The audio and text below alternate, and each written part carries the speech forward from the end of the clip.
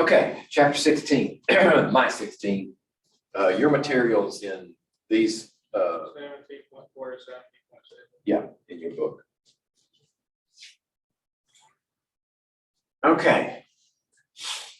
So we're actually, this is an extension of equilibrium that we're talking about. And we're going to cover two different topics here. One is solubility. So equilibrium, solubility as an equilibrium process.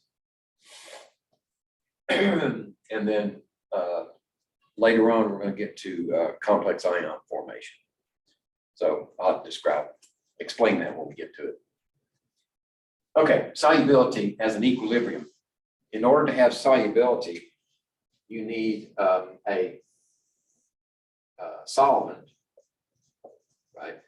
And typically, we're going to use water as our solvent.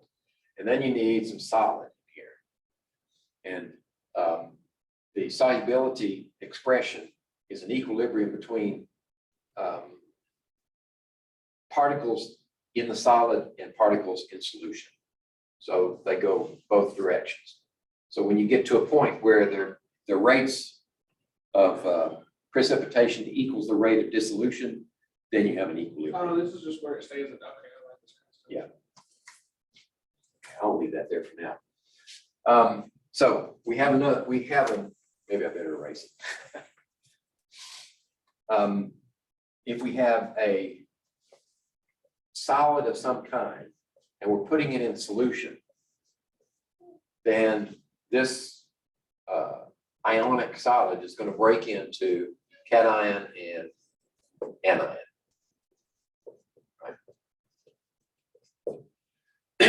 And if we express the solubility, the equilibrium of that, then we would put concentration of this to its power, its coefficient, concentration of this to its coefficient in the numerator. Then this would normally go in the denominator, but it's solid, so it drops out. That's why we call it the solubility product, because the KSP is simply a product. Let's see, plus or minus. It's only a product because there's no denominator. It's never a denominator because it's always a solid going into solution. Okay. That's the reason for solubility product, the name. And this is like any other equilibrium expression. At a given temperature, that's a constant. Okay. All right. So the example here is kind of complex, actually, but it does illustrate. Let's see if I can do it this way. It does illustrate that you're making 2 bismuth ions and 3 sulfide ions. So you still have the coefficients that you would normally see in your expression.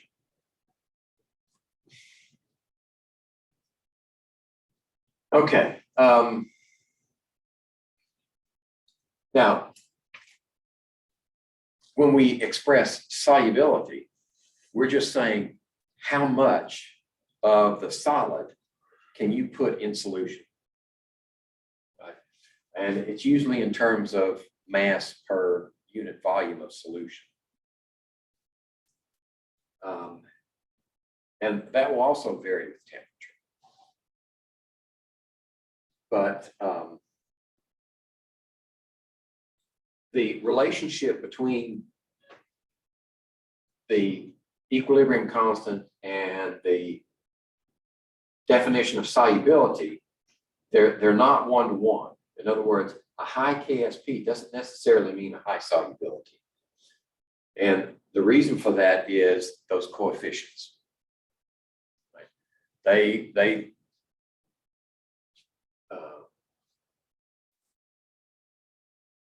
It's a fly in the ointment, in other words. So to answer this question, does a high KSP mean a higher solubility? The answer is no. First reason is because the solubility expression is mass per unit volume, or moles per unit volume, as the case may be. It can be molarity, also works. And the units for solubility and KSP are different. In fact, we never report the units for KSP for the same reasons as equilibrium and constants never happen. And then the other one is the powers that the KSP incorporates. So, but if you have a comparison, if you're going to compare solubilities of different compounds, if the compounds produce, if they're the same ratio of cations to anions, 1 to 1, 1 to 2, 2 to 2, whatever, if they're all the same ratio, then you can compare the KSPs and say which one is more soluble, because the KSP expressions for each one are similar.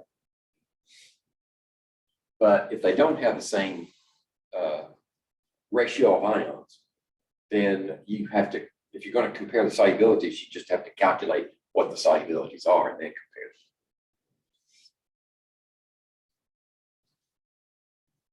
them. Okay. Oh, okay. So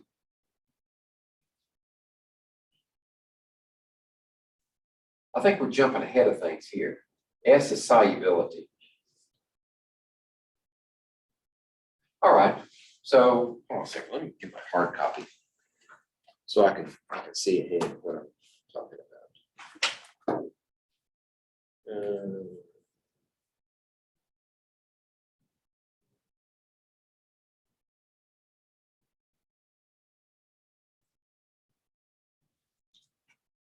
Oh, yeah, that's right. Okay. You can relate. I mean, if you know the solubility, you can calculate the KSP, or if you know the KSP, you can calculate the solubility. So they are related. And we give examples down here, but I think we need to skip to the next slide and do a calculation. What's the solubility of silver chloride in water? Now remember, if you look at the solubility chart that we, was that the first semester? Or was it this semester, where we had the grayed out squares and you had the cations across the top and anions and you followed them down? Or is that this maybe this? That we've had that one. It seems like it was either the beginning of this semester or the end. Yeah, yeah. Okay, and what we said at that time was it's either soluble or insoluble. But the fact of the matter is, if something is insoluble, it may very well be slightly soluble. And silver chloride is one of those examples. We consider silver chloride insoluble, but it does have a solubility product, which is a very small number. So what would that solubility product look like? Well, if we had silver chloride and we put it in solution, then we will write the KSP like this. Okay, and that value would be 1.6 times 10 to the minus 10. So,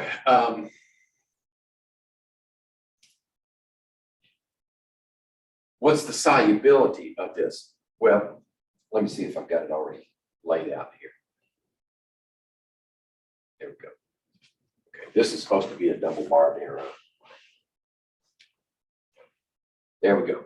So there's our KSP expression. And I think we're skipping a step. Hold on a second.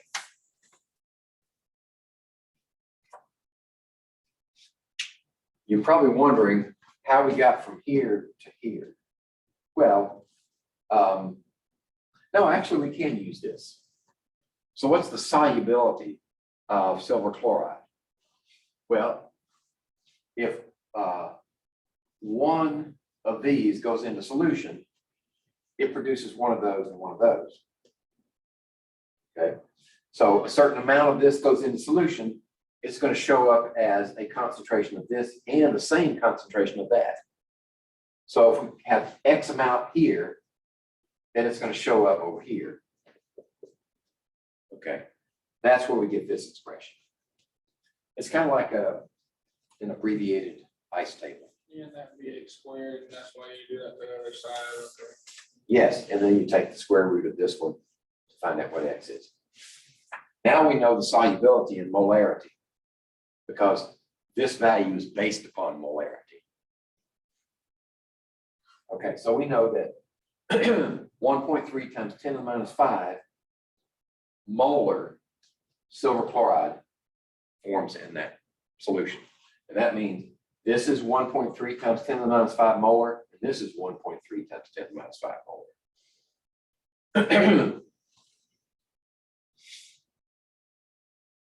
How about silver phosphate?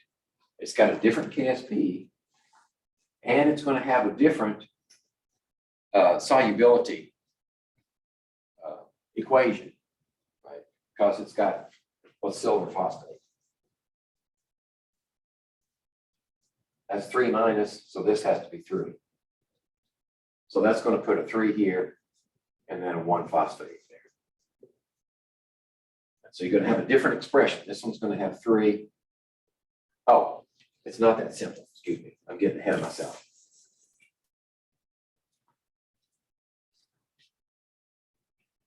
All right, let's do it.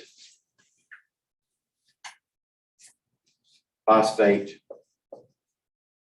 3 there. Now we're going to get 3 silvers and 1 phosphate. Okay.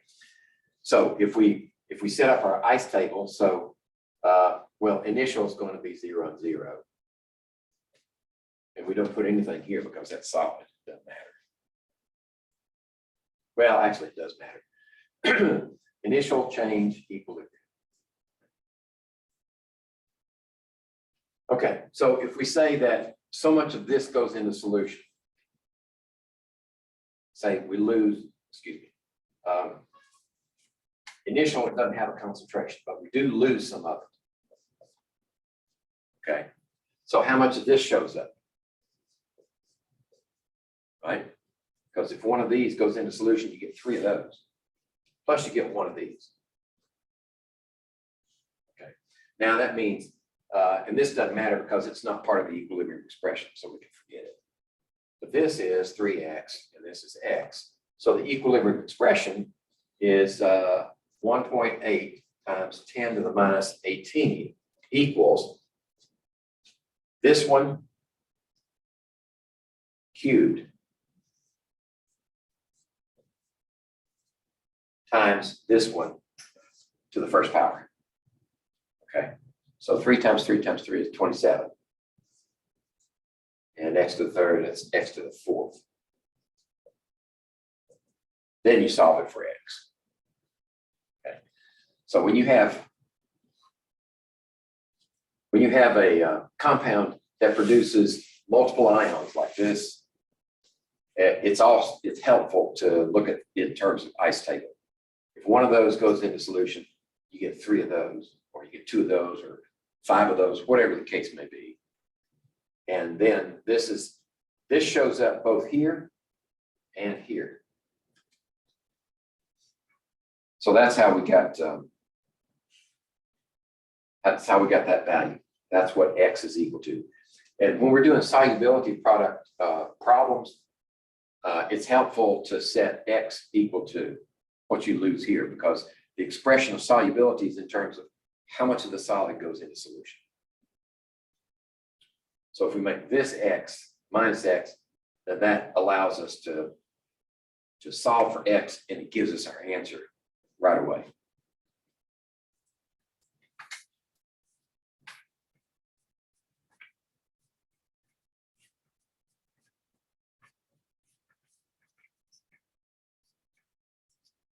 Marker stubborn.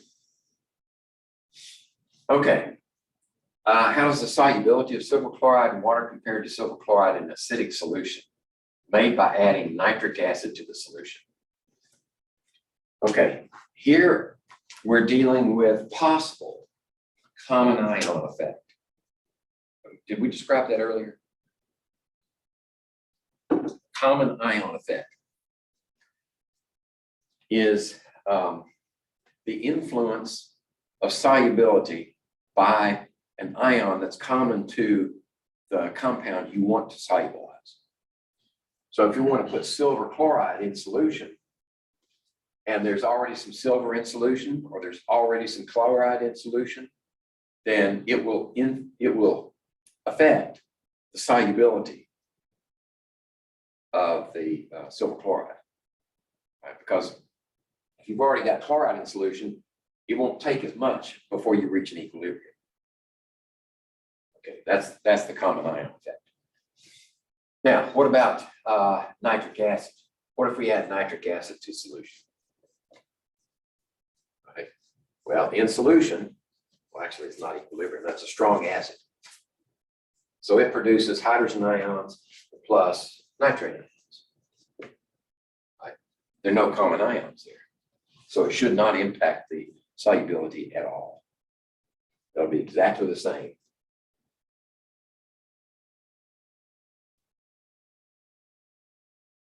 So if we have some of this in solution, we try to put that in solution, add them together, what does that do?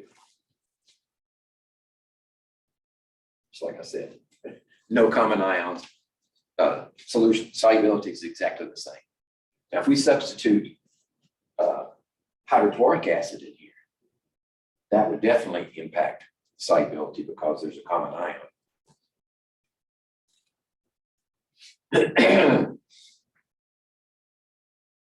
Let's see. How does the solubility of silver phosphate in water compare to that of silver phosphate in acidic solution made by adding nitric acid to the solution?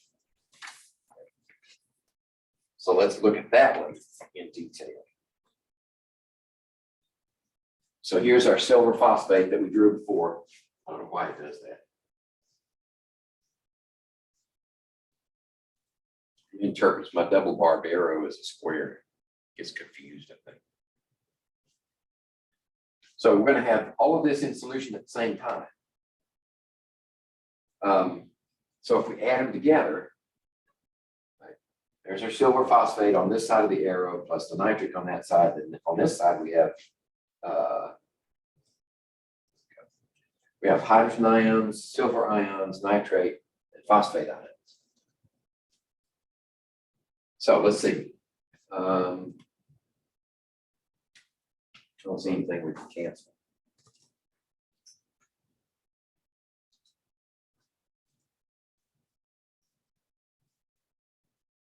Okay, this is the same.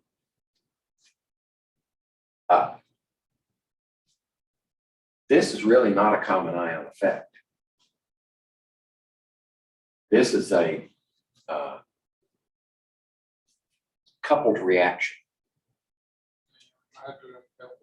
Right, this one and that one. So what that reaction says is,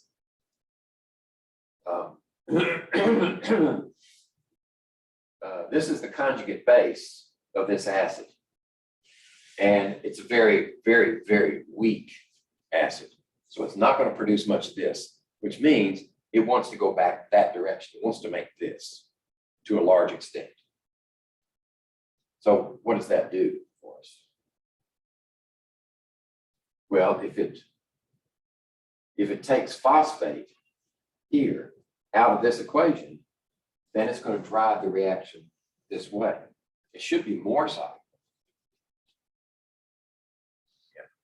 in acidic solution. And it doesn't matter what kind of acid it is, right? Because it's not based upon the nitrate, it's based upon the hydrogen.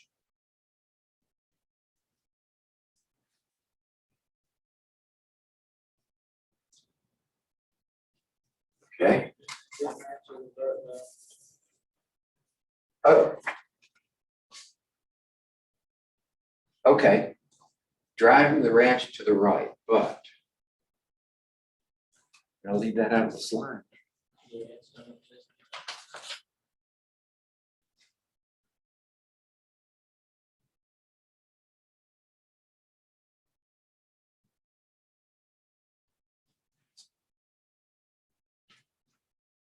Oh, Maybe it's referencing the next slide.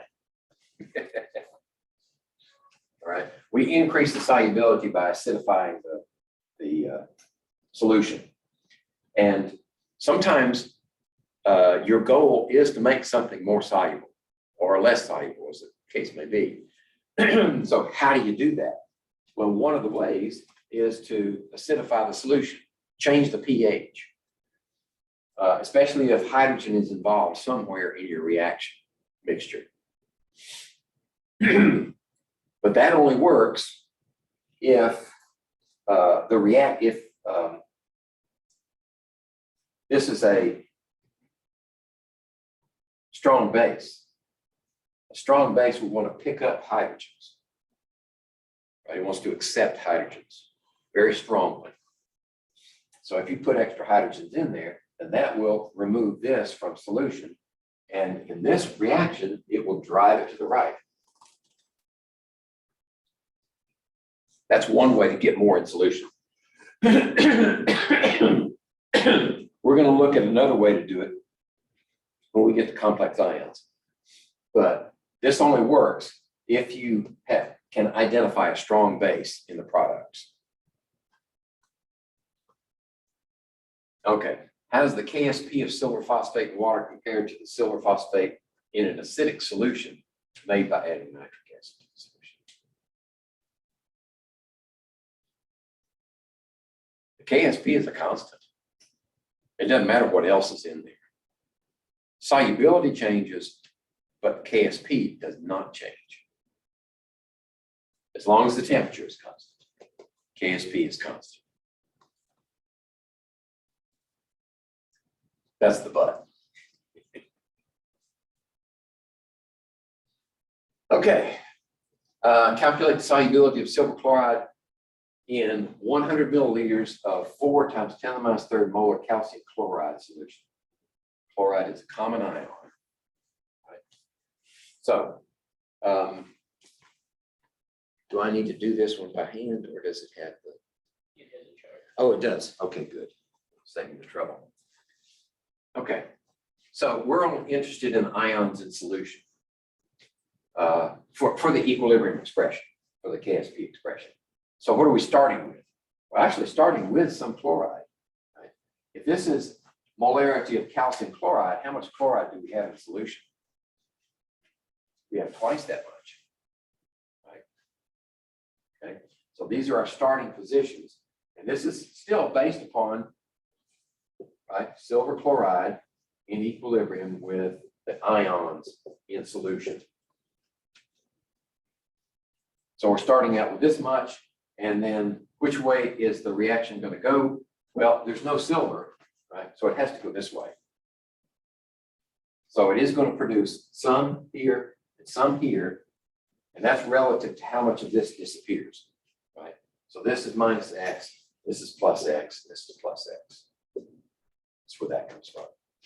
Now at equilibrium, you're going to have X plus this and that. So then that times that is your equilibrium expression equal to that value. Here we go. So there it is. Here's your expression. And like always, we try to simplify if we can. So is X going to be a significant percentage of this value? Well, if it's in pure water, X is only going to be 10 to the minus 10th. Or actually the square root of that. But it's still significantly smaller than this value. So we can drop that X, and that avoids the quadratic. Then when we solve the equation, we find that 2 times 10 to the minus 8 molar, as opposed to, what did we get before? Solubility. Is it on the next slide, or do I need to go back?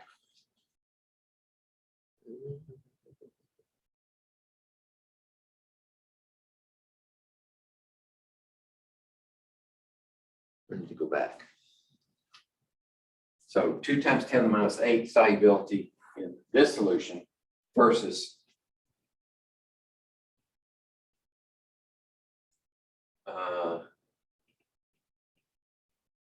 Here we go. 10 to the minus fifth versus 10 to the minus eighth.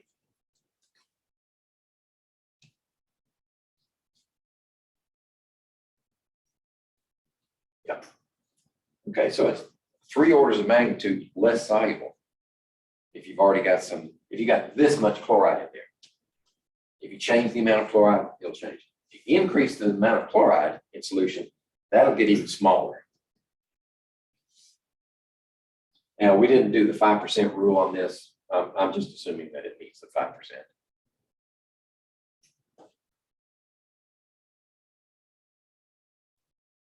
5%.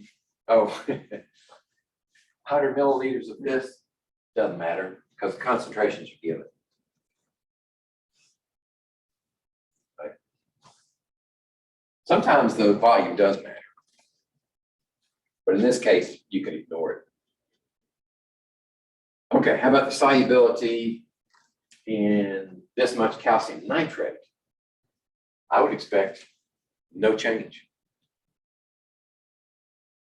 Is that wasp in here? There was wasp in the lab. No, that's better. Oh, okay. So I would expect no difference in the solubility of pure water because there's no common ion here. And there are no competing reactions. Right. So we should expect. Oh, we found that out earlier. I should have just gone to the next slide. Okay.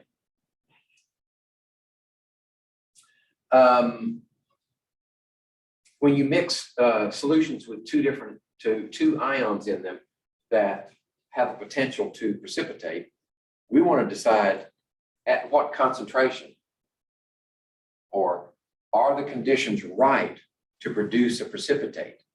Because if you put a solution together with, say, silver nitrate solution, and then you add sodium chloride solution, there's the potential for silver chloride to form. But it all depends on are the concentrations high enough to exceed the solubility product. Concentration of this times that should be greater than the solubility product in order to produce a precipitate. So we're going to use the Q to determine is that possible. We also use this type of reasoning to extract metals from mixtures of metals. So if you have a mixture with, I don't know, silver, calcium, strontium, palladium, a mixture of different metals, sometimes you can separate them by differential precipitation. Okay, so if the Q is greater than KSP, in other words, if you're expecting this as a product of that combination, and it does this, right, then the KSP we know is going to be this. And then the Q would be calculated the same way. So if the Q is greater than KSP, you should expect precipitation. If these are too big, if the Q for that is greater than this, you should precipitate. But if the Q is less than that, that means the concentration here is not high enough to produce a precipitate. That's all that means.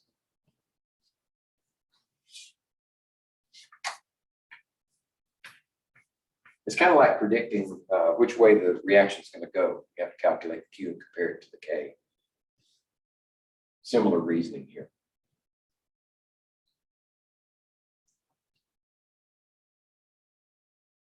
Okay. Yeah, selective precipitation. I said differential. Selective precipitation.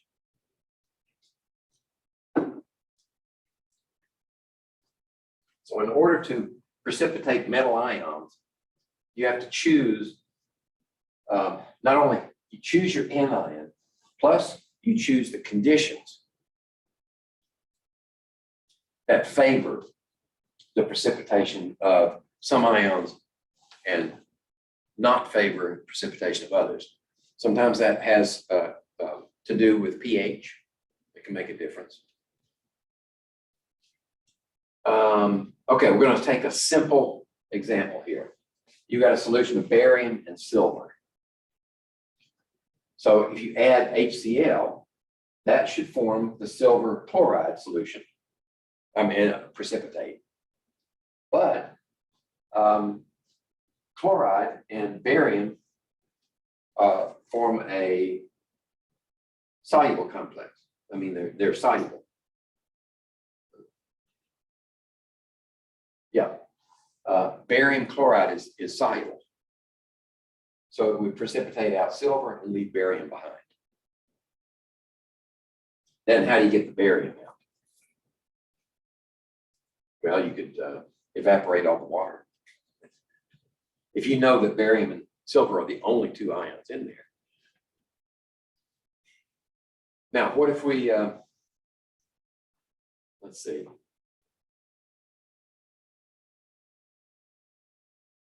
Why would we want to use HCl and not sodium chloride? You'd still get silver chloride out, yeah. But you wouldn't be able to touch barium because your barium would be contaminated with sodium.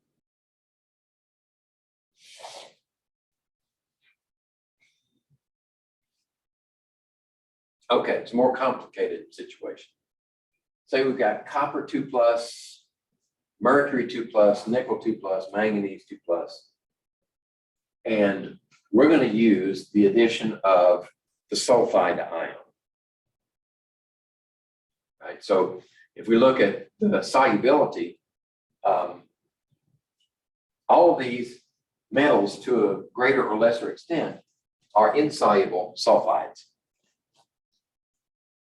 But it depends on the concentration of the sulfide as to which ones precipitate, because they have different solubility products for the sulfides of each one. Okay. So at low pH, that means lots of hydrogens, the sulfide concentration is relatively low. So look at it this way. H2S is in equilibrium with this in solution and that in solution. Okay, so if we and this may very well be soluble. In fact, I think it is. That's soluble, and that's soluble, but they're soluble they're in solution, but the form is important. This will not react with those metals. This will react with those metals. Okay. So if you add a lot of hydrogen ions as an acid, then you drive the reaction back this way. And that removes a lot of sulfide. So the concentration of sulfide in acidic solution is very low.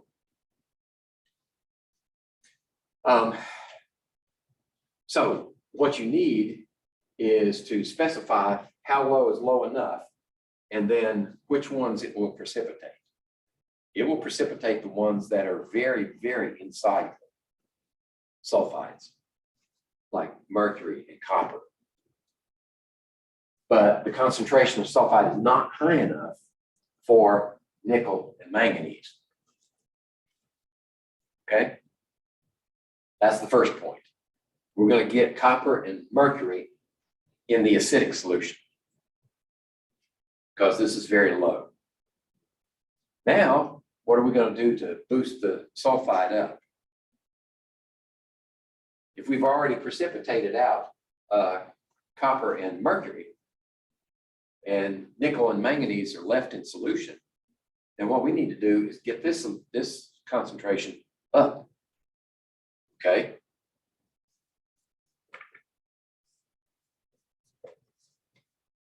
Add base, and that will remove the hydrogen ions and shift the equilibrium back over here and make more sulfide. Now we can get nickel and manganese because they are more soluble as sulfates than copper and mercury as sulfides. Excuse me.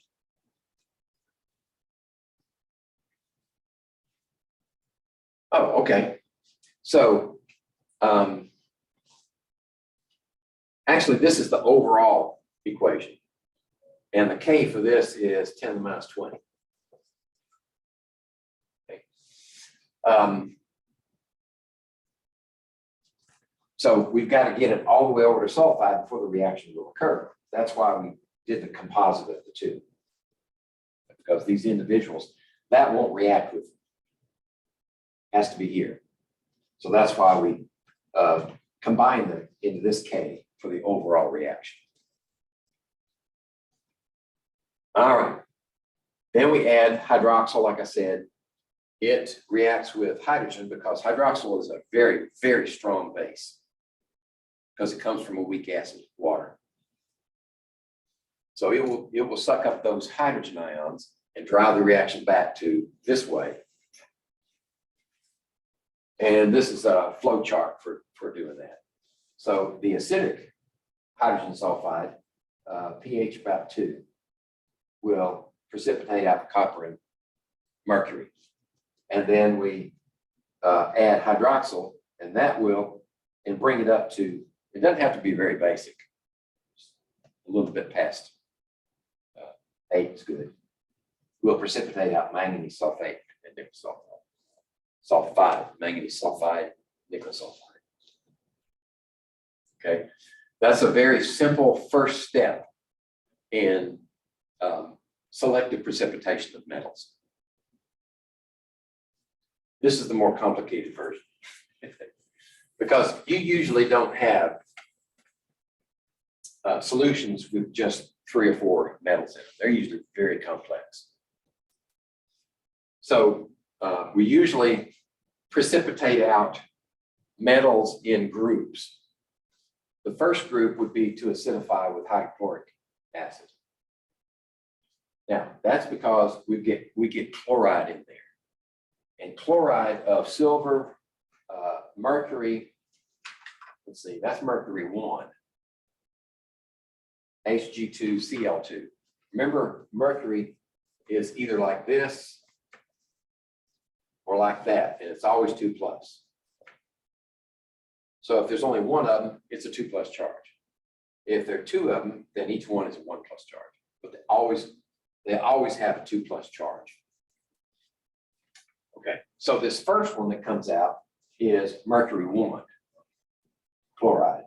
So silver chloride, mercury 1 chloride, lead 2 chloride. They all come out when you acidify with chloride. And why don't we just use some other type of chloride? Because the next step requires that the solution be acidic. Because now we're going to add hydrogen sulfide. And that will get, this is group 1. Then that leaves everything in group 2 through 5, right? And these are color coded. So this one's group 1, this one's group 2, this one's group 3, 4, and 5. So group 1 comes out with acidified hydrochloric acid. Group 2 comes out when you add hydrogen sulfide, right? And that gets the examples we saw before, the copper and the mercury.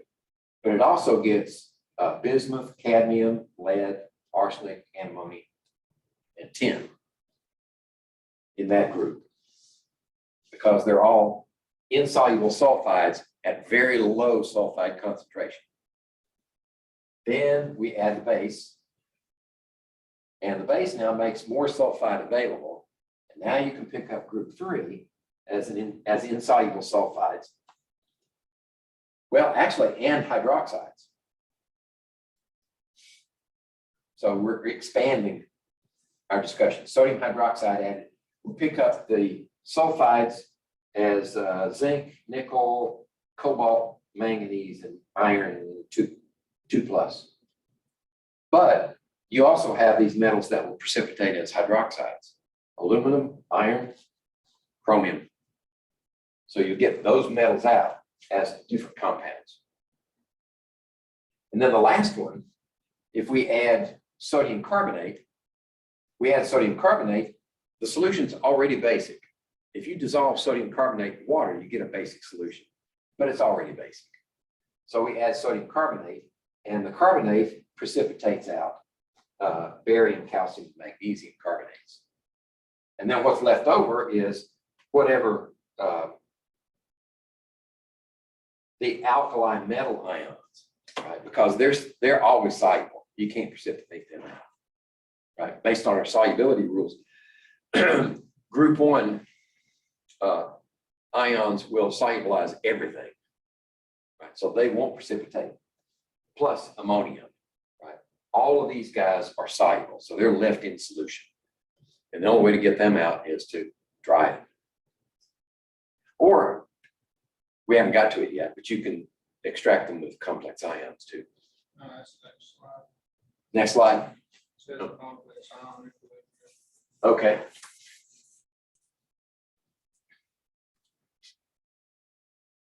All right. So this is not something I expect you to memorize, but I'd like, if you see a chart like this, know how to use it. Know what steps, what each one does. This is group 1, 2, 3, 4, and 5.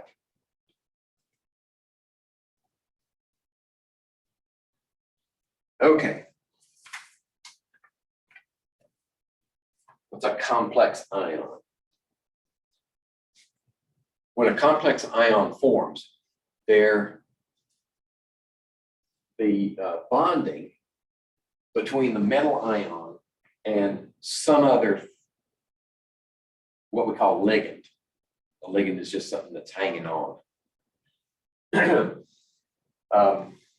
bonding is weaker than covalent bonding, but it's stronger than the intermolecular forces with the solution. Okay, so it's intermediate, and it's a stable form. So a lot of complex ions are formed with water.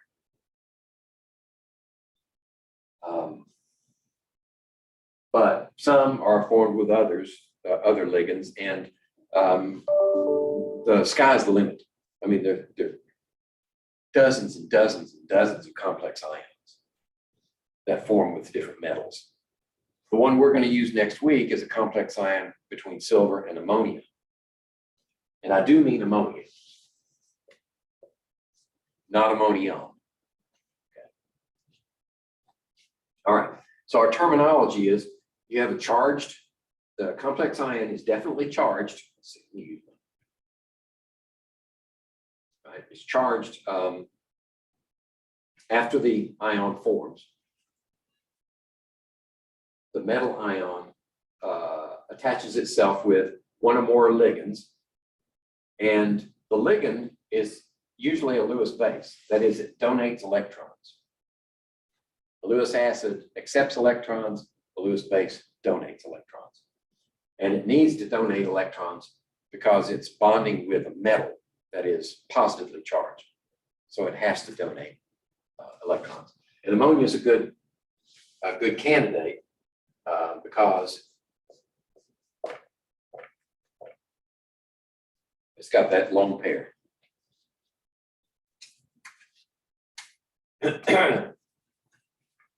There are a lot of ammonia complex ions, not just silver, but stuff. So we express the equilibrium of the ion and its ligand in terms of the complex ion. There is an equilibrium constant associated with it, and it's usually abbreviated K sub F for formation constant.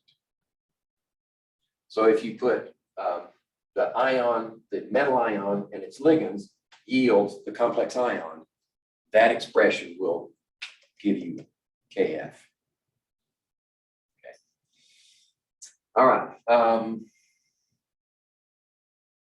Now, remember what I said about acids. When acids dissociate in solution, they give up their hydrogens one at a time. complex ions form the same way. In other words, when a metal is attached to a ligand, it does one ligand, and that has a KF. Then maybe it picks up another ligand that has a KF. And I've seen 6 and 8 ligands attached to one ion. Fortunately, our silver experiment isn't that complicated. It's only got, I think, 2 ammonias attached to the silver. Okay, but you can still derive an overall KF with all of the ligands attached. And I think that's our aim for the silver. We want the overall KF for that formation of that silver ammonia complex. Okay, so if we have beryllium, in this case, we have beryllium, the ligand would be fluoride. So beryllium and fluorine form this complex ion, and their K is this value. So it's very heavily weighted toward the complex ion, right? 10 to the 4th. Then we take this one and add another one. It's weighted pretty heavily to the right. Then we add another one. It's weighted to the right, and a 4th one, and it's weighted to the right. So what that means is, as soon as this one forms, it's picked up and goes here, and then goes here, and then goes here. So for all intents and purposes, this beryllium picks up 4 fluorides and ends up down here. And all you have to do is calculate the K for the overall reaction, right? And you find out, yeah, that's true. 10 to the 12th puts it right there. Notice the charges also have to balance. So the beryllium starts out at 2+, but by the time you add 4 fluorine ions, you end up at 2-. So the charges must balance.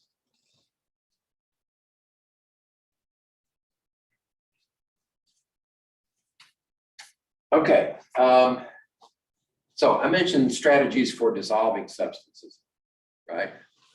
With the phosphate solubility, what we had there was a case where we had a very strong base on the product side.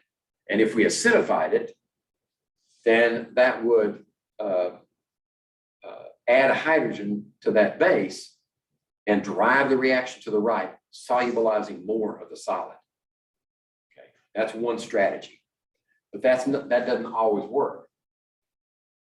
Right. We did that one before, right here. What if you don't have that strong base available? Where the anion here is not sufficiently strong base.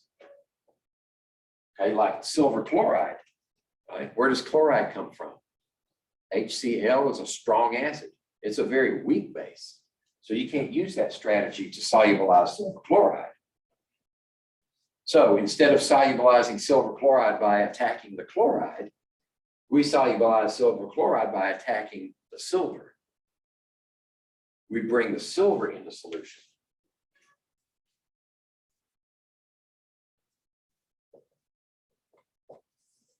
Right?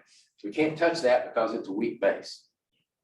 But we can touch this by a coupled reaction, right? Where we add ammonia, actually 2 ammonias. That forms a stable complex.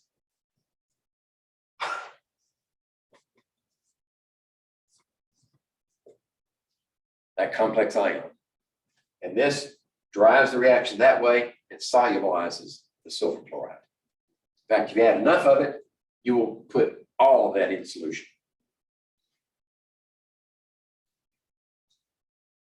Okay, so those are your 2 strategies for solubilizing weakly soluble solids. First, let's calculate the molar solubility of silver chloride in pure water, and then we're going to compare the solubility that we get in part A to the solubility that we're going to get in part B. And in part B, it's no longer pure water. We're going to have some ammonia present. So we take some solid silver chloride, so that's this over here, and we put it in some pure water, and some of the silver chloride is going to dissolve, but most of it's going to stay in the solid form. So silver chloride is only a slightly soluble compound. So there's my little pile of undissolved silver chloride.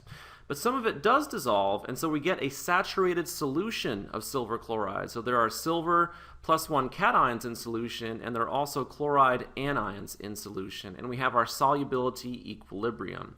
To find the molar solubility of silver chloride, let's go ahead and write down our ice table. So our initial concentrations, our change, and finally our equilibrium concentrations. Before we put the silver chloride in, we didn't have any ions in solution. So the initial concentrations of our product are 0, right? We have 0 for the concentration of our ions. Some of the silver chloride that we put in dissolved. So we lost a certain concentration of our silver chloride, and we're going to call that X. So we're losing a certain concentration of our silver chloride. If we look at our mole ratios, for every 1 mole of silver chloride that dissolves, we get 1 mole of silver +1 cations in solution. So if we're losing X over here, we're gaining X. We're gaining X for the concentration of silver cations in solution. And since our mole ratios are still 1:1, if we dissolve 1 mole of silver chloride, we gain 1 mole of chloride anions. So over here we get a +X. So at equilibrium, our concentration of silver cations is X, and our concentration of chloride anions is X. So we write our equilibrium expression, and since this is a solubility equilibrium, we're going to write KSP, our solubility product constant, is equal to concentration of our product, so that's concentration of Ag plus, raised to the power of the coefficient, so raised to the first power, times the concentration of chloride anions, Cl minus, raised to the power of the coefficient to the first power. So we can plug in our solubility product constant at 25 degrees. It's 1.8 times 10 to the negative 10. So we put in here 1.8 times 10 to the negative 10. And this is equal to, this would be x times x. So this is equal to x squared. So we can get out the calculator and solve for x. So we have the square root of 1.8 times 10 to the negative 10. So we take the square root of that, and x is equal to 1.3 times 10 to the negative 5 if we round that.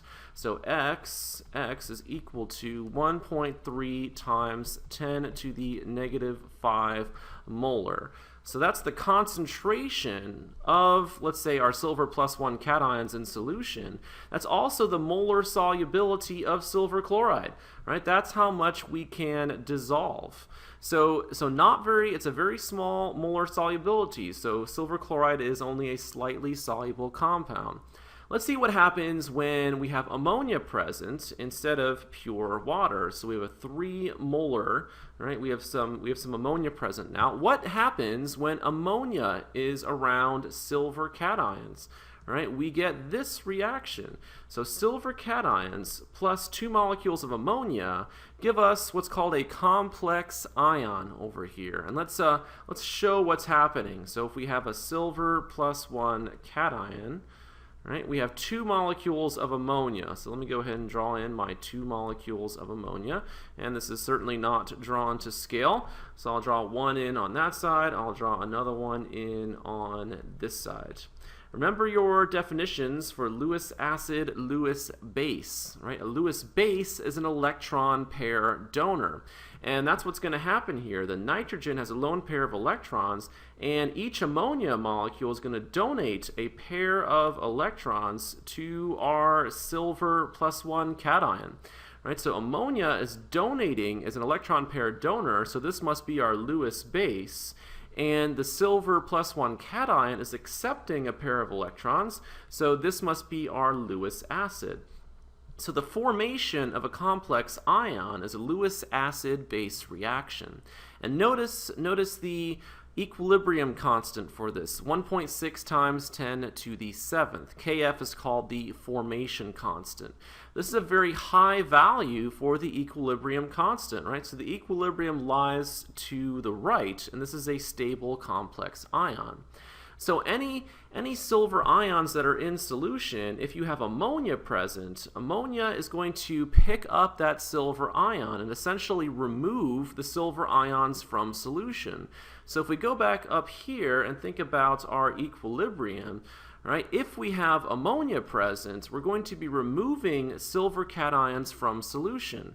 Right, so we're decreasing the concentration of silver cations. We're decreasing the concentration of one of our products. And Le Chatelier's principle says if we're decreasing the concentration of one of our products, our equilibrium is going to shift to the right to make more. Therefore, increasing the solubility of silver chloride. More is going to dissolve because the ammonia is present, because of the formation of our complex ion.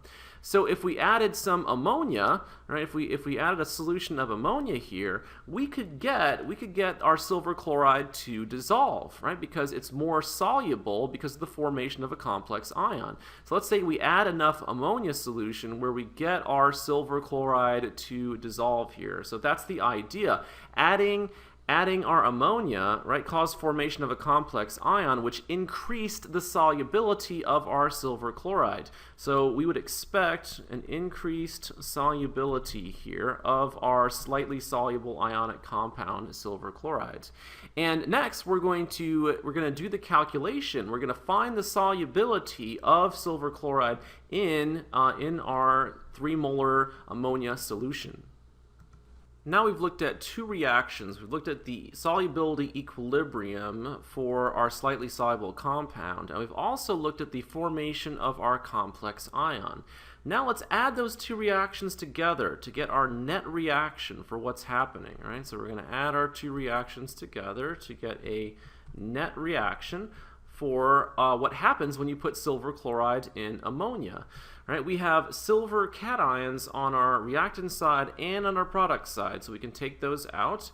And so for our reactants, for our net reaction, we have solid silver chloride plus ammonia. And for our product side, we would have our complex ion and our chloride anion. So we have our complex ion, and we also have chloride anions, so Cl-.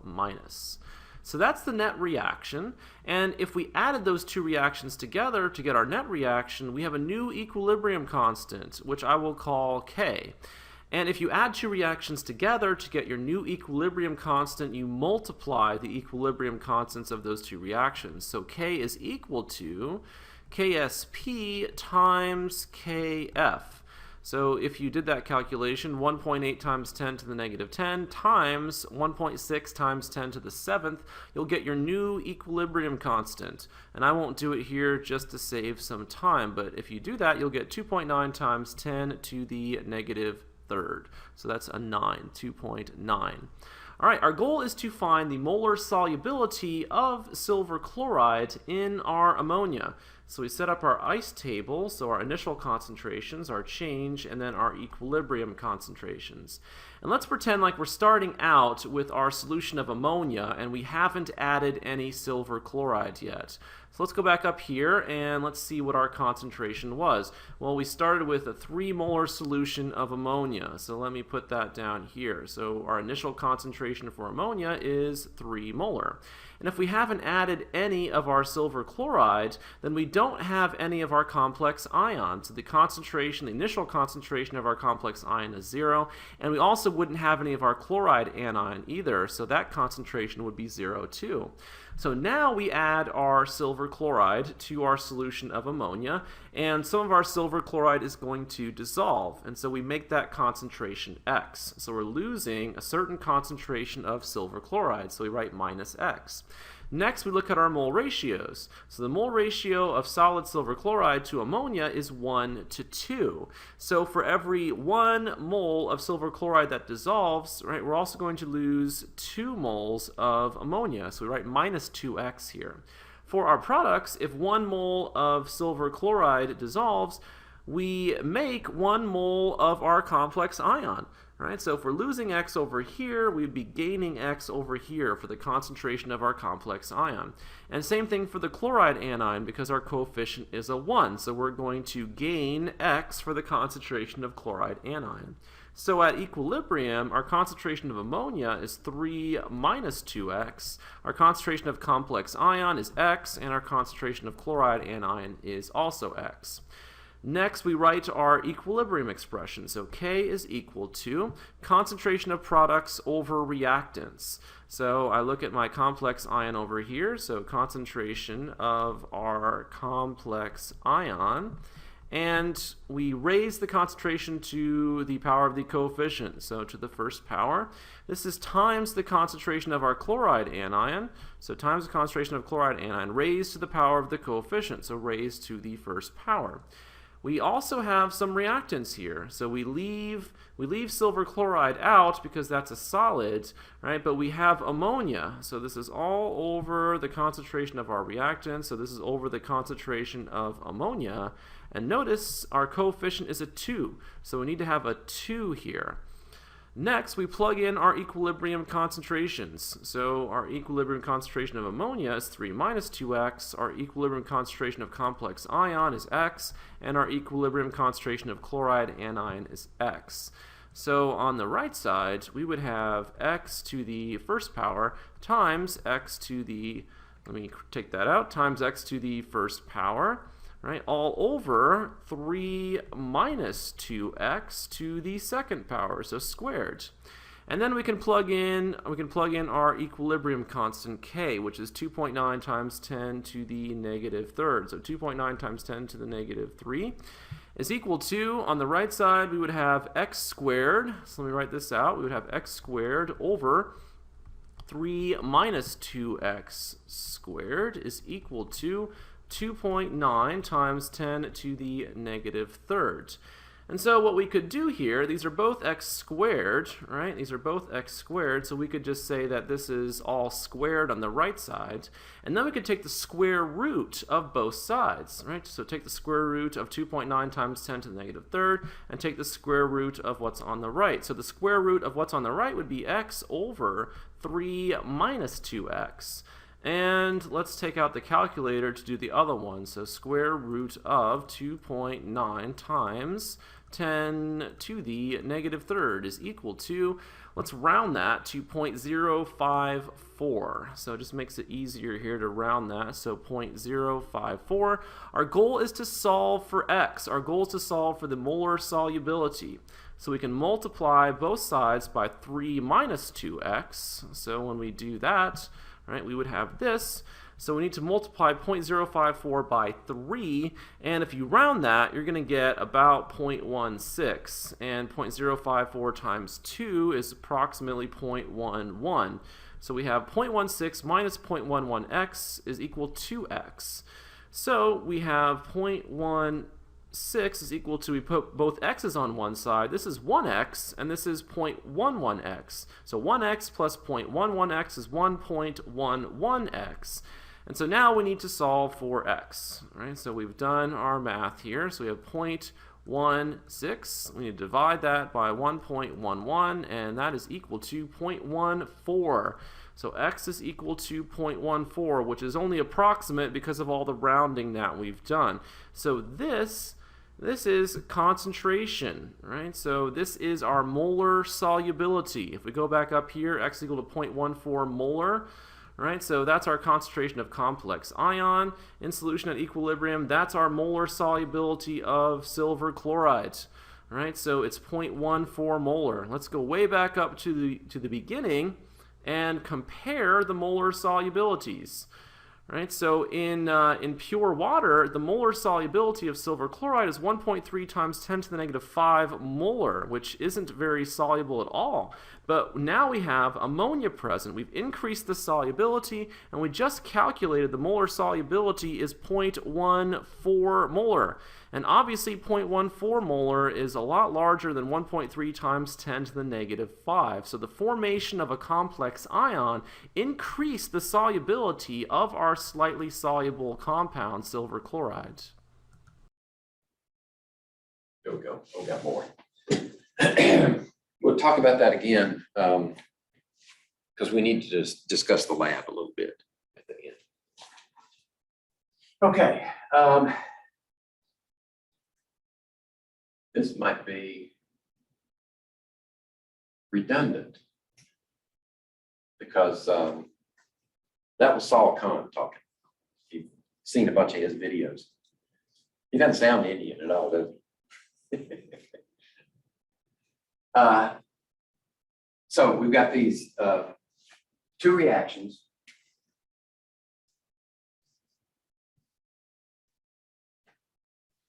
And when you put ammonia in that solution, both of these reactions are going on at the same time in that solution.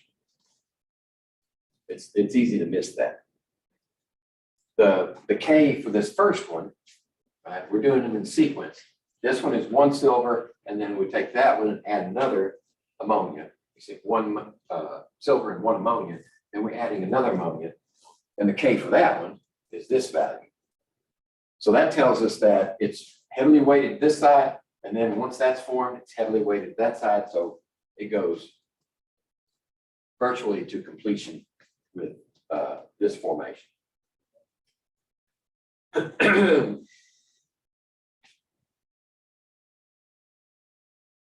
So the composite of these three is the true equilibrium situation because they're all in their solution at the same time. So if we add them together, here we go. We get this one, and Saul Kahn showed us that one. And the KEQ for that reaction is this value. Right? It looks like it's weighted to the left, which it is. But it's a lot further to the right, more silver in solution than water alone, right? It's 7 orders of magnitude, and that's a huge increase. Okay, I'll just allude to the lab for a second. He was using the standard K value for the formation of that complex ion to calculate solubility. What we're going to do is derive the K of formation for that complex ion in our experiment. Okay. Oh, this explains why we need high concentrations of ammonia in order to solubilize the silver. 3 molar, let's see, what was our experimental? We're going to use 1 molar in our experiment. Assuming I remember to bring all my materials. Don't forget them.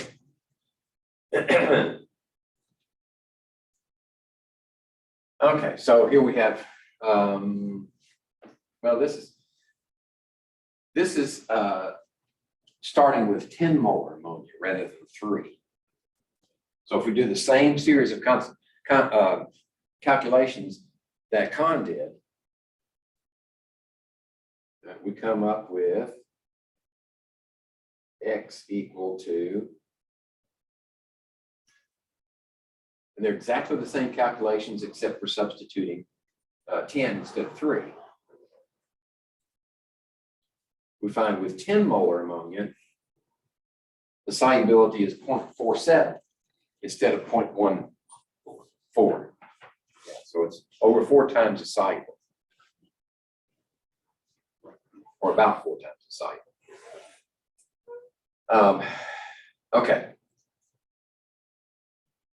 So, this tells you what's left in solution. This is how much, this is the concentration of ammonia left in solution when we've completed the reaction. So you've only used up 1 molar ammonia in order to do that. And that makes sense, right? Because that's about 1/2 and it takes 2 of them. So that's 1, subtracted from 10 is about 9. Let's see, the end. Okay,